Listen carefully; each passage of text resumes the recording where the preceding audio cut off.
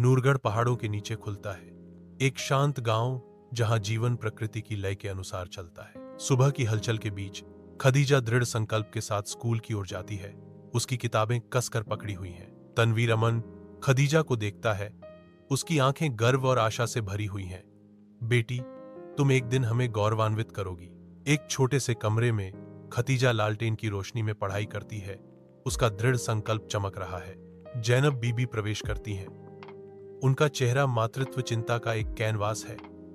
बेटी, अब सो जाओ, तुम सुबह फिर से पढ़ सकती हो। खदीजा की महत्वाकांक्षा भड़क उठी।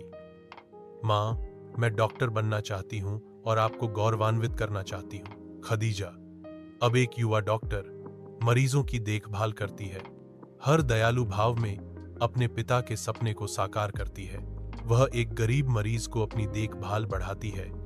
बिना किसी शुल्क के इलाज की पेशकश करती है, जिससे एक मुस्कान जागृत होती है जो उसके पिता की उम्मीदों को प्रतिध्वनित करती है। ऊपर देखते हुए खदीजा फुसफुसाती है। उसकी आवाज भावना से भरी हुई है।